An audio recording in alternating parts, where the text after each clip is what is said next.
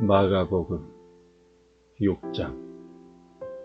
예수님께서 거기를 떠나 고향으로 가셨습니다. 제자들도 예수님을 따라갔습니다. 안식일이 되자 예수님께서 회당에서 가르치기 시작하셨습니다. 많은 사람들이 예수님의 말씀을 듣고 놀라워하며 말했습니다. 이 사람이 어디서 이런 것을 얻었을까? 이 사람에게 있는 지혜는 어떤 것인가? 이 사람이 손으로 일으키는 기적은 어떤 것인가? 그는 목수가 아니냐? 그는 마리아의 아들이고 야고보, 요세, 유다, 그리고 시몬의 형이 아니냐? 그의 너희들도 우리와 함께 있지 아니하냐? 그러면서 사람들은 예수님을 배척했습니다. 예수님께서 그들에게 예언자가 고향과 친척과 자기 집을 제외하면 어느 곳에서나 존경을 받는다 라고 말씀하셨습니다. 예수님께서는 몇 명의 환자에게 손을 얹어 고쳐주셨을 뿐 많은 기적을 일으킬 수 없었습니다. 예수님께서는 그들이 믿지 않음에 놀라셨습니다. 그 후 예수님께서 마을을 두루 다니시며 가르치셨습니다. 예수님께서 12 제자를 불러 2사람씩 보내기 시작하셨습니다.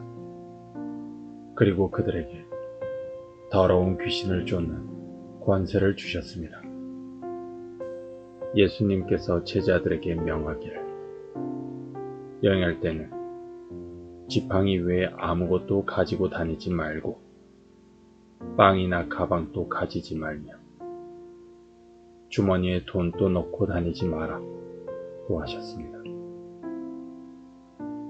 또한 신만 신고 옷도 2벌씩 갖지 마라 고 하셨습니다. 예수님께서 이어서 말씀하셨습니다. 어느 집에 들어가든지 마을을 떠날 때까지 거기 머무르도록 해라. 너희를 받아들이지 않거나 말씀에 귀를 기울이지 않으면 그곳에서 나올 때 신발에 묻은 먼지를 떨어버려서 그들에게 증거로 삼아라. 제자들은 가서 사람들에게 회개하라고 전하였습니다.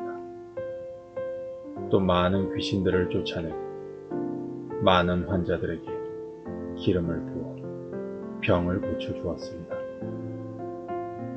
예수님의 이름이 널리 알려져서 헤롯 왕도 예수님의 소문을 들었습니다.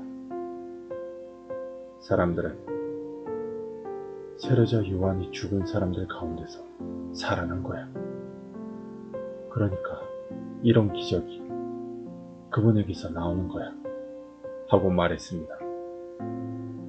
어떤 사람들은 이렇게도 말했습니다. 그분은 엘리야다.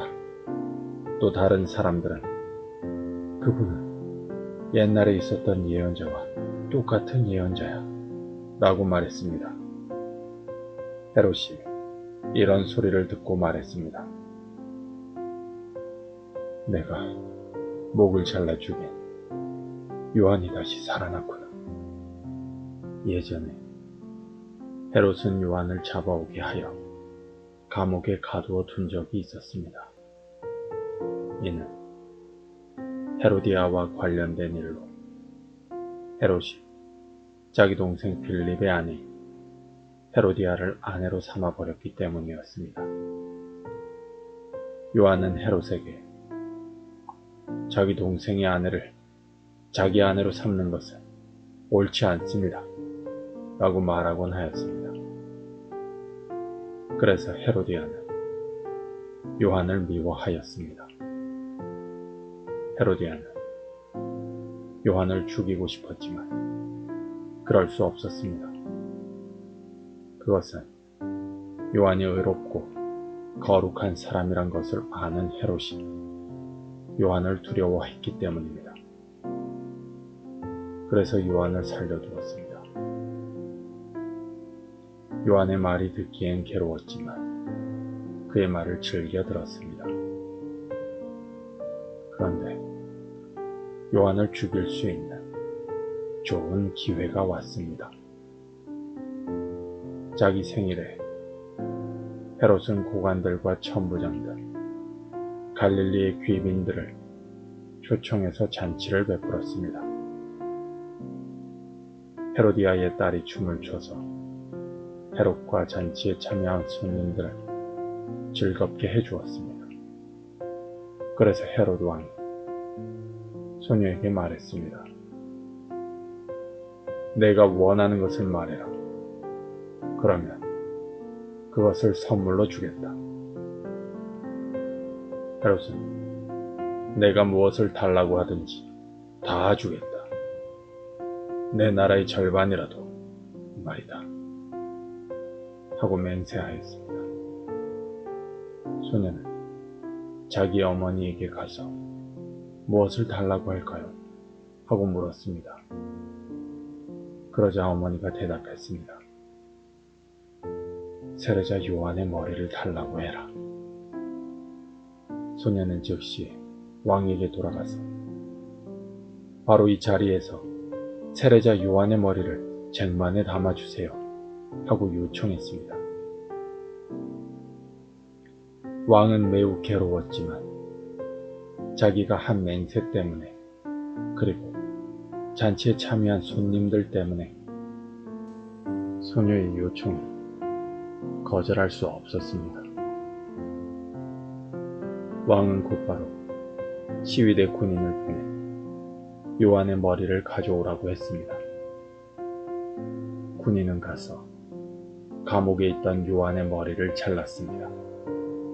그리고 쟁반에 담은 그의 머리를 가져와 소녀에게 주었고 소녀는 그것을 자기 어머니에게 가져다 주었습니다. 요한의 제자들이 이 소식을 듣고 가서 요한의 시체를 가져다가 무덤에 묻었습니다. 사도들이 예수님께로 돌아왔습니다. 그리고 자신들이 했던 일과 가르쳤던 것을 모두 예수님께 말씀드렸습니다. 예수님께서 말씀하셨습니다. 외딴 곳으로 따로 가서 잠시 쉬도록 하라. 이렇게 말씀하신 것은 오고 가는 사람들이 너무 많아 예수님과 사도들이 식사할 시간조차 없었기 때문입니다. 그래서 그들은 외딴 곳으로 배를 타고 갔습니다. 그러나 떠나는 모습을 보고 사람들이 그들인 줄 알아챘습니다. 그래서 사람들은 여러 성읍에서 길을 따라 함께 달려가서 그들보다 먼저 그곳에 이르렀습니다. 예수님께서 배에서 내리시면서 많은 사람들을 보셨습니다. 예수님께서는 그들을 불쌍히 여기셨는데 그것은 그들이 마치 목자 없는 양과 같았기 때문입니다. 예수님께서는 그들에게 많은 것을 가르쳐 주셨습니다. 이미 날이 저물었습니다. 제자들이 예수님께 와서 말했습니다. 이곳은 빈들이고 시간도 너무 늦었습니다. 그러니 사람들을 보내어 근처에 있는 농가나 마을에 가서 먹을 것을 사 먹게 하는 것이 좋겠습니다. 그러나 예수님께서 대답하셨습니다. 너희가 먹을 것을 주어라. 그들이 예수님께 말했습니다.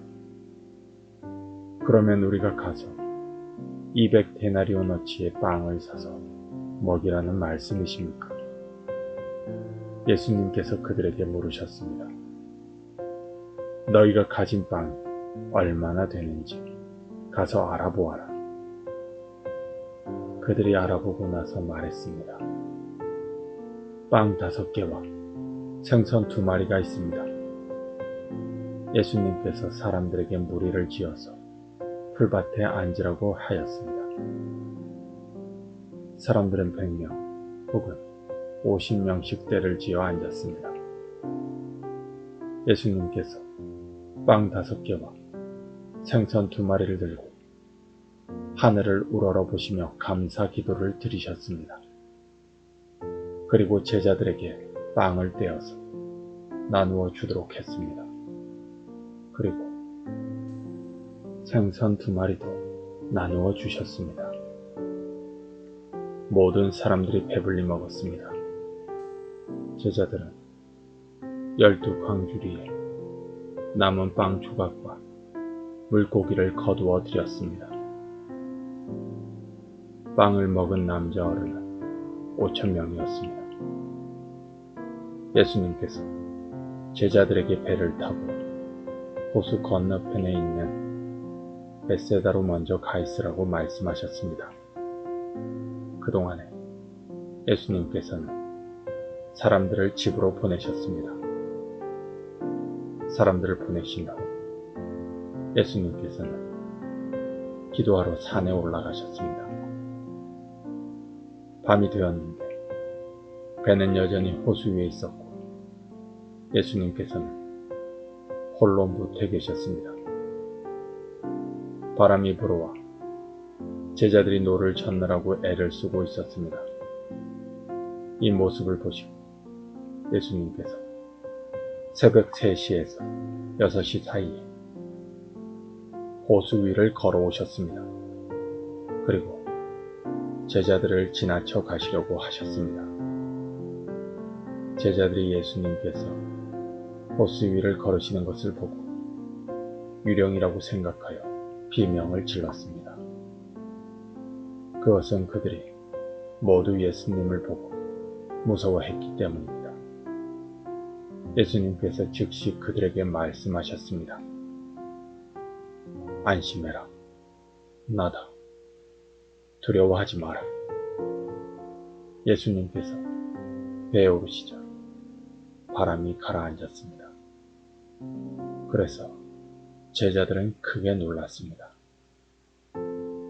그것은 제자들이 빵의 기적을 보고도 아직 깨닫지 못하고 마음이 굳어져 있었기 때문입니다. 예수님과 제자들이 호수를 건너 게네사렛이란 곳에 도착하였습니다. 그리고 거기서 닻을 내렸습니다. 그들이 배에서 내리자 사람들이 예수님을 즉시 알아보았습니다. 사람들은 온 마을을 다니면서 예수님께서 계시는 곳마다 환자들을 침상에 눕혀 데려오기 시작했습니다.